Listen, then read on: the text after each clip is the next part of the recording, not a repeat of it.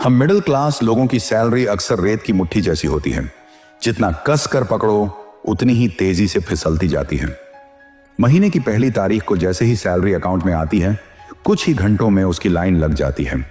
EMI, किराया, mobile bill, ration, petrol, बिजली, Netflix और फिर अचानक कोई शादी, कोई मेडिकल खर्च या कोई इमरजेंसी। देखते देखते आधा महीना भी नहीं गुजरता और जेब हल्की होने लगती है। फिर दिमाग में वही पुराना सवाल घूमने लगता है, अब अगली सैलरी कब आएगी? सच कहें तो हम में से ज्यादातर लोग इसी साइकिल में फंसे हुए हैं। हम दिन रात मेहनत करते हैं, टाइम देते हैं, लेकिन पैसा कभी हमारे लिए काम नहीं करता। हम पैसा कमाते हैं और पैसा चुपचाप हमें छोड़कर चला जाता है। लेकिन असली समस्या ये नहीं है कि हम कम कमाते हैं। असली समस्या ये है कि जो पैसा हमारे हाथ में आता है वो हमारे लिए बढ़ता ही नहीं। हम बचत करने की कोशिश करते हैं, लेकिन धीरे धीरे वो भी खर्चों में गायब हो जाती है। और जैसे ही इन्वेस्टमेंट की बात आती है, ज्यादातर लोग तुरंत कह देते हैं, भाई हमारे पास तो बचता ही नहीं, इन्वेस्ट क्या करेंगे? यहीं पर जिंदगी की सबसे बड़ी गलती हो जाती है, क्योंकि अमीर और गरीब के बीच का असली फर्क ज्यादा कमाई नहीं, बल्कि सोच और डिसिप्लिन का होता है। दुनिया के सबसे महान निवेशकों में से एक वॉरेन बफेट हमेशा कहते हैं, अगर आपको अमीर बनना है तो आपको दूसरों से ज्यादा तेज दिमाग की जरूरत नहीं है, आपको बस दूसरों से ज्यादा डिसिप्लिन की जरूरत है। यानी हर बार पैसा खर्च करने से पहले खुद से एक सवाल पूछना, क्या यह पैसा मेरे लिए काम करेगा या मैं पूरी जिंदगी इसके लिए काम करता रहूंगा? और यहीं से शुरू होती है एक ऐसी ताकत जो धीरे धीरे लेकिन बेहद शक्तिशाली तरीके से आपकी जिंदगी बदल सकती है। एक ऐसी ताकत जो आम इंसान को करोड़पति बना सकती है, जो समय के साथ पैसे को कई गुना बढ़ा देती है और जो आपको फाइनेंशियल फ्रीडम के करीब ले जाती है। इस ताकत का नाम है पावर ऑफ कंपाउंडिंग। आज की इस वीडियो में हम समझेंगे कि आखिर पैसे से पैसा कैसे बनाया जाता है, 7-3-2 रूल ऑफ कंपाउंडिंग क्या है और क्यों वॉरेन बफेट अपनी अरबों की दौलत का सबसे बड़ा राज इसी एक सिद्धांत को मानते हैं। अगर आप सच में चाहते हैं कि आने वाले सालों में पैसा आपकी सबसे बड़ी टेंशन ना रहे, बल्कि आपकी सबसे बड़ी ताकत बन जाए, तो इस वीडियो को अंत तक जरूर देखिए, क्योंकि जो आप आज सीखेंगे वो आपके आने वाले कई सालों की फाइनेंशियल लाइफ बदल सकता है। साहिल, शुभम और योगेश के साथ जो हुआ वो असल में आज लाखों यंग प्रोफेशनल्स की कहानी है। 3 दोस्त साहिल, शुभम और योगेश रायपुर जैसे छोटे शहर से सपनों की नगरी मुंबई पहुंचे थे। आंखों में नौकरी के अलग अलग सपने थे, लेकिन दिल में एक ही ख्वाहिश, अमीर बनना। तीनों के पास अच्छी इंजीनियरिंग डिग्री थी, दिमाग में कॉन्फिडेंस था और उम्र ऐसी कि लगता था पूरी दुनिया मुट्ठी में है। लेकिन तीनों का सोचने का तरीका अलग अलग था। शुभम शुरू से ही रियल एस्टेट को लेकर सीरियस था। वो कहता था, आज नहीं तो कल, पर पैसा ऐसे लगाऊंगा जो मेरे लिए काम करे। वहीं योगेश का झुकाव स्टॉक मार्केट की तरफ था। वो किताबें पढ़ता, चार्ट देखता और लॉन्ग टर्म सोचता था। और फिर था साहिल, जिसे जिंदगी जीनी थी आज, अभी और पूरी शान से। उसके लिए सक्सेस का मतलब था अच्छा फोन, बढ़िया कपड़े, पार्टी, ट्रैवल और सोशल लाइफ। किस्मत ने भी शुरुआत में साहिल का साथ दिया। तीनों में सबसे पहले नौकरी साहिल को ही मिली, महीने की 30,000 रुपए की सैलरी। मुंबई जैसे शहर में यह रकम बड़ी नहीं थी, लेकिन 23 साल के साहिल को ऐसा लग रहा था जैसे उसने जिंदगी जीत ली हो। उसने सोचा, कमाना शुरू कर दिया है, बाकी सब अपने आप हो जाएगा। और यहीं से शुरू हुआ वो फैसला जो आगे चलकर उसकी पूरी फाइनेंशियल लाइफ को तय करने वाला था। मुंबई का पार्टी कल्चर, बाहर का खाना, वीकेंड ट्रिप्स, नए नए कैफे, ब्रांडेड कपड़े, साहिल को सब कुछ चाहिए था और वो हर महीने सब कुछ करता भी था, क्योंकि उसके हिसाब से यंग एज है, बाद में देखा जाएगा। उसे फैमिली की जिम्मेदारी नहीं थी, शादी दूर की बात थी, तो उसने सोचा क्यों ना अपनी लाइफस्टाइल को ही इन्वेस्टमेंट बना लिया जाए। इसी सोच के साथ साहिल ने शुभम और योगेश से अलग रहने का फैसला लिया। उसने ऑफिस के पास एक सोसाइटी में अपार्टमेंट लिया, जहां उसके बाकी कलीग भी रहते थे। रेंट था 10,000 से 12,000 रुपए, जो उसकी सैलरी का बड़ा हिस्सा था, लेकिन उसे फर्क नहीं पड़ा। वजह साफ थी, ऑफिस पास था, स्टेटस अच्छा था और लाइफ सेटल लग रही थी। साहिल को लग रहा था कि वो प्रोग्रेस कर रहा है, जबकि असल में उसका पैसा रुक नहीं रहा था। बढ़ना तो दूर की बात थी, और यहीं से धीरे धीरे वो फर्क पैदा होने लगा जो आगे चलकर समझ आएगा कि पैसा सिर्फ कमाने से नहीं, सही जगह और सही समय पर लगाने से बढ़ता है। यही फर्क है खर्च करने वाली सोच और पावर ऑफ कंपाउंडिंग को समझने वाली सोच में। दोस्तों, अगर आपको यह वीडियो पसंद आ रहा हो तो कमेंट में नाइस लिखना मत भूलना। आपकी एक कमेंट हमारी बहुत बड़ी मोटिवेशन है। वहीं दूसरी तरफ योगेश और शुभम ने बिल्कुल अलग रास्ता चुना। दोनों ने मुंबई के एक्सपेंसिव इलाके छोड़कर पनवेल में रहना शुरू किया, जहां रेंट कम था, जमीन सस्ती थी और सबसे बड़ी बात, भविष्य की अपॉर्चुनिटी ज्यादा थी। बाहर से देखने पर यह फैसला कंप्रोमाइज लगता था, लेकिन असल में यही उनका सबसे स्मार्ट मूव था। शुभम को शुरू से ही रियल एस्टेट में दिलचस्पी थी। जब वो पनवेल शिफ्ट हुआ तो शुरुआती 3 से 4 महीने उसके पास नौकरी तक नहीं थी। खर्च चलाने के लिए उसे पिताजी से पैसे मंगवाने पड़ते थे। लेकिन फर्क यह था कि शुभम खाली नहीं बैठा था। वो नौकरी ढूंढने के साथ साथ पनवेल और नवी मुंबई के हर डेवलपिंग एरिया की स्टडी कर रहा था।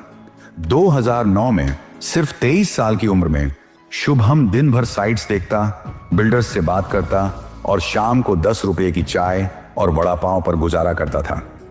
उसके पास पैसा नहीं था, लेकिन उसके पास जानकारी थी और यही आगे चलकर उसकी सबसे बड़ी पूंजी बनी। धीरे धीरे उसे एक बड़ी बात समझ आने लगी। नवी मुंबई अगले 10 से 15 सालों में तेजी से डेवलप होने वाली है। मेट्रो आने वाली थी, इंफ्रास्ट्रक्चर बन रहा था और पनवेल भी उसी ग्रोथ जोन का हिस्सा बनने वाला था। यहीं से शुभम ने एक निर्णायक कदम लिया। उसने एक रियल एस्टेट कंपनी में नौकरी पकड़ ली।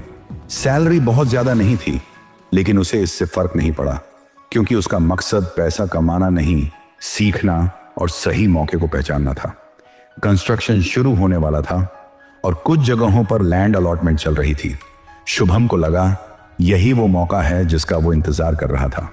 उसने अपने पापा को फोन किया और कहा, आज हम थोड़ा रिस्क लेंगे ताकि कल जिंदगी भर की टेंशन खत्म हो जाए। उसने समझाया कि अगले 10 सालों में इस इलाके का पूरा चेहरा बदलने वाला है। अगर आज यहां इन्वेस्ट किया तो आने वाले समय में यही प्रॉपर्टी हमें फाइनेंशियल फ्रीडम दिला सकती है।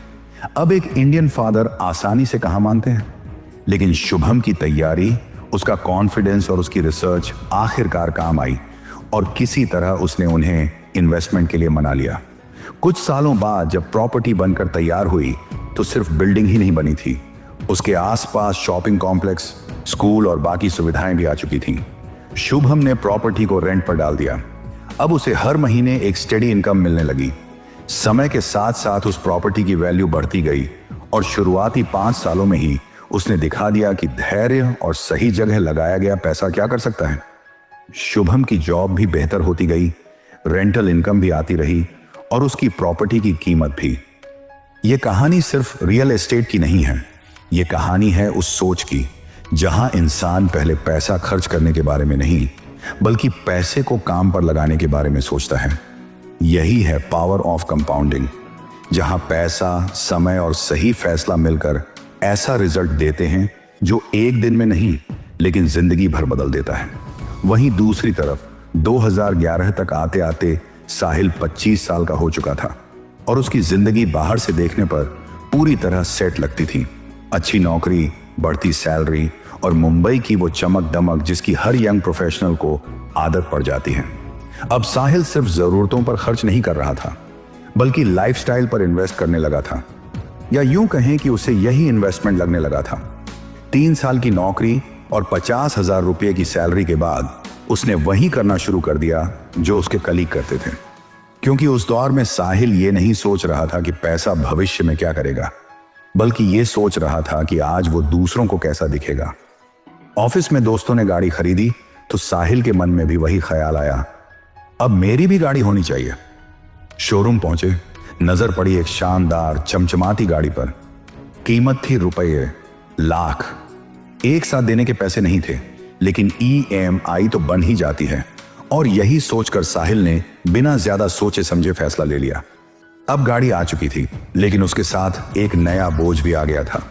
हर महीने की EMI, पहले से 12,000 रुपए का रेंट और अब लगभग 12,000 रुपए की गाड़ी की EMI, यानी 50,000 रुपए की सैलरी में 24 से 25,000 रुपए का खर्चा पहले दिन से ही फिक्स हो गया। गाड़ी, स्टेटस और महंगी बातचीत के बाद अगला स्टेप लगभग ऑटोमेटिक था, जिंदगी में एक हमसफर। साहिल ने खुद को ऐसे प्रेजेंट किया जैसे उसके पास पैसों की कोई कमी ही नहीं है।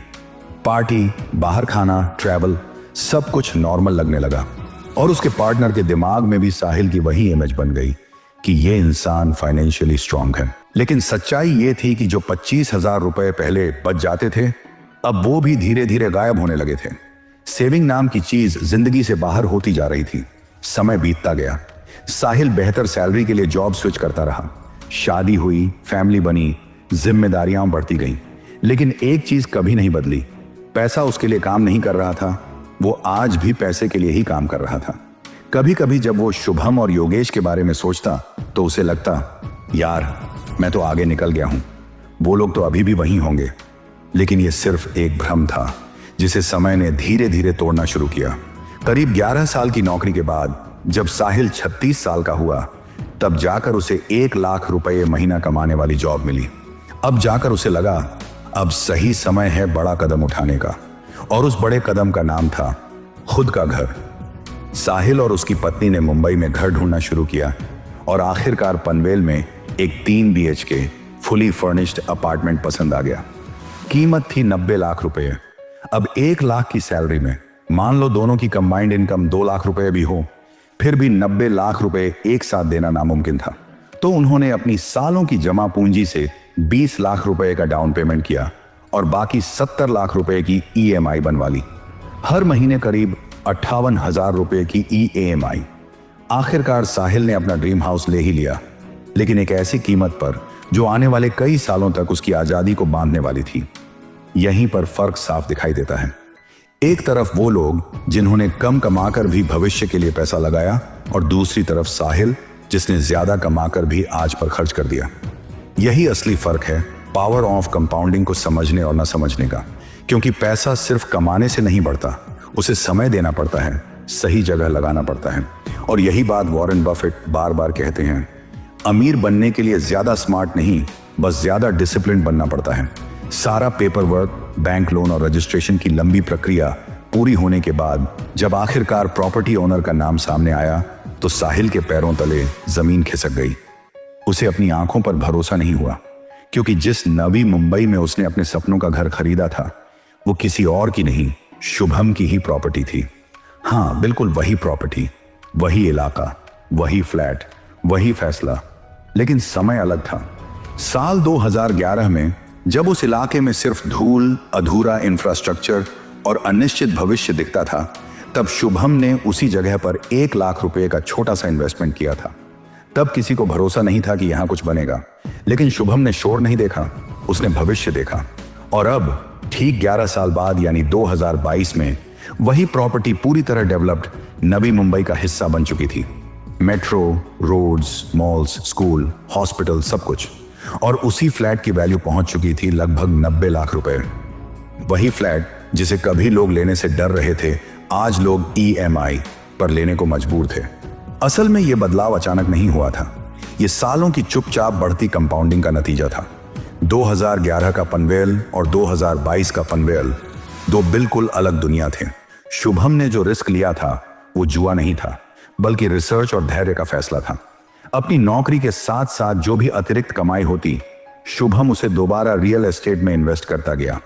एक प्रॉपर्टी से निकला रेंट दूसरी प्रॉपर्टी की EMI में लगा और EMI से बनी प्रॉपर्टी अगले इन्वेस्टमेंट की नींव बनती गई। यही है असली पावर ऑफ कंपाउंडिंग। यही वजह थी कि 13 साल के अंदर अंदर शुभम के पास नवी मुंबई में 4 प्रॉपर्टीज हो चुकी थी और उनमें से एक साहिल ने खरीदी थी। जब साहिल और शुभम आमने सामने मिले तो साहिल के चेहरे पर हैरानी साफ दिख रही थी। उसे लग रहा था कि वो आगे निकल चुका है, लेकिन हकीकत ये थी कि वो सिर्फ दौड़ रहा था और शुभम ने रास्ता ही बदल लिया था। शुभम ने शांति से कहा, मैंने तब इन्वेस्ट किया जब ये इलाका बन रहा था। रियल एस्टेट की खूबसूरती यही है कि ये सिर्फ इन्फ्लेशन से बचाता नहीं, बल्कि इन्फ्लेशन के साथ साथ खुद भी बढ़ता है। प्रॉपर्टी के रेट्स बढ़ते हैं, आसपास डेवलपमेंट होता है और उसी के साथ रेंट भी बढ़ता जाता है। यानी सिर्फ पावर ऑफ कंपाउंडिंग नहीं, बल्कि पावर ऑफ रेंटिंग भी। 36 साल की उम्र में शुभम उस पॉइंट पर था जहां वो चाहे तो आराम से रिटायर हो सकता था, क्योंकि अब वो खुद काम नहीं कर रहा था, उसके एसेट्स उसके लिए काम कर रहे थे। और ठीक इसके उलट साहिल आज भी ईएमआई, खर्चों और जिम्मेदारियों के बीच फंसा हुआ था। इसीलिए वॉरेन बफेट कहते हैं, if you don't find a way to make money while you sleep, you will work till your last breath. Shubham ने सोते हुए भी पैसा कमाने का रास्ता ढूंढ लिया था, और साहिल, वो अब भी सुबह उठकर उसी दौड़ में शामिल था। शुभम और साहिल की बातचीत अभी चल ही रही थी कि अचानक योगेश का जिक्र निकल आया। साहिल ने हल्के मजाक में पूछ लिया, वैसे योगेश आजकल कहां है? कहीं नौकरी के लिए धक्के तो नहीं खा रहा?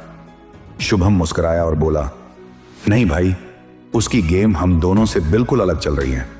2 साल नॉर्मल जॉब करने के बाद वो सीधे दलाल स्ट्रीट पहुंचा और अब वहीं प्लेसेड है। रुक, उसे भी बुलाता हूं। थोड़ी देर बाद तीनों एक होटल में बैठे योगेश का इंतजार कर रहे थे। तभी योगेश अपनी गाड़ी से उतरता है। सिंपल कपड़े, शांत चेहरा, कोई दिखावा नहीं। पुराने दोस्तों से मिलने की खुशी उसके चेहरे पर साफ थी। योगेश की सादगी देखकर साहिल खुद को रोक नहीं पाया। पूछ ही लिया, भाई लाइफ में कुछ हुआ भी या नहीं? पैसा वैसा कमाया या बस ऐसे ही चल रहा है?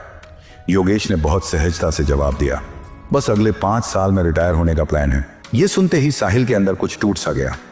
एक दोस्त रिटायर हो चुका था, दूसरा 5 साल में होने वाला था, और वो खुद अभी भी अगले 20 साल ईएमआई भरने के बारे में सोच रहा था। क्यूरियोसिटी में साहिल ने फिर पूछा, भाई कहीं लॉटरी तो नहीं लगने वाली? योगेश हंसा और बोला, कोई लॉटरी नहीं भाई, बस सेविंग के रूल और कंपाउंडिंग के नियम को सीरियसली फॉलो किया है। योगेश ने अपनी कहानी शुरू की।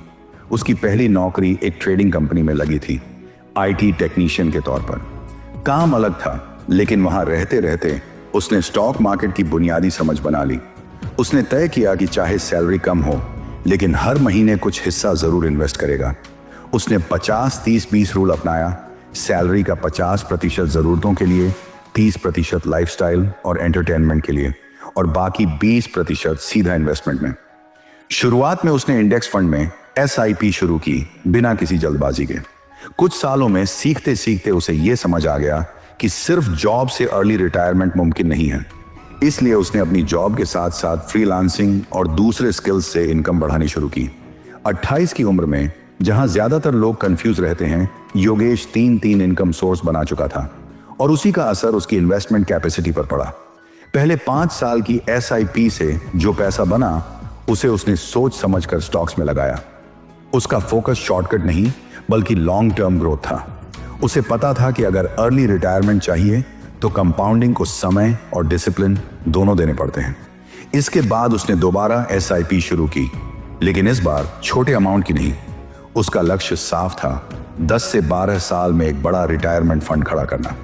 यहीं पर योगेश ने 7-3-2 रूल ऑफ कंपाउंडिंग समझाया। उसने कहा, अगर आप हर साल अपनी इन्वेस्टमेंट को 10% बढ़ाते रहते हो तो पहला बड़ा अमाउंट बनने में वक्त लगता है, लेकिन उसके बाद पैसा तेजी से बढ़ता है। पहले 7 साल में एक बड़ा बेस बनता है, अगले 3 साल में वही पैसा 2 गुनी रफ्तार से बढ़ता है, और फिर सिर्फ 2 साल में अगला बड़ा जंप आ जाता है। यही कंपाउंडिंग का असली जादू है। लेकिन योगेश यही नहीं रुका। उसने एक और जरूरी बात समझी, इन्फ्लेशन। उसने कैलकुलेशन में इन्फ्लेशन को भी एडजस्ट किया और देखा कि दिखने वाला बड़ा अमाउंट असल में उतना बड़ा नहीं होता। इसीलिए उसने शुरुआत से ही ज्यादा अमाउंट इन्वेस्ट करने का फैसला लिया, ताकि रिटायरमेंट के वक्त जो पैसा मिले उसकी वैल्यू भी बची रहे। योगेश ने बात खत्म करते हुए कहा, पैसा कमाना मुश्किल नहीं है, मुश्किल है उसे सही दिशा में लगाना। मैं बस इतना चाहता था कि एक दिन ऐसा आए जब मैं काम करना चाहूं, मजबूरी में नहीं। यही फर्क था। साहिल ईएमआई के लिए काम कर रहा था, शुभम एसेट्स बना रहा था, और योगेश नंबर्स, नियम और कंपाउंडिंग से अपनी आजादी खरीद रहा था। और यही इस पूरी कहानी का सार है। पावर ऑफ कंपाउंडिंग उन्हीं के लिए काम करती है जो जल्दी अमीर बनने की नहीं, बल्कि लंबे समय तक डिसिप्लिन रहने की हिम्मत रखते हैं। जैसा कि वॉरेन बफेट कहते हैं, अमीर बनने के लिए बहुत तेज दिमाग नहीं, बहुत लंबा धैर्य चाहिए। Point 1, 7-3-2 rule. यहीं से शुरू होता है पैसे का असली खेल। अब एक ऐसा नियम समझो जो पैसे को सच में पैसा बनाता है। ज्यादातर लोग सोचते हैं कि इन्वेस्टमेंट तभी काम करता है जब आपके पास बहुत बड़ा अमाउंट हो, लेकिन कंपाउंडिंग का सच इससे बिल्कुल अलग है। पैसा सिर्फ अमाउंट से नहीं बढ़ता, बल्कि टाइम और रिटर्न की ताकत से बढ़ता है। इसी को बहुत आसान तरीके से समझाता है 7-3-2 रूल। अगर आप ऐसी जगह इन्वेस्ट करते हो जहां लगभग 7% का एवरेज रिटर्न मिलता है, तो आपका पैसा करीब 10 साल में दोगुना हो जाता है। लेकिन अगर वही पैसा 10 से 12% के रिटर्न पर इन्वेस्ट हो जाए, जैसे अच्छे म्यूचुअल फंड्स या इक्विटी इन्वेस्टमेंट्स में, तो वही पैसा लगभग 6 से 7 साल में दोगुना हो सकता है।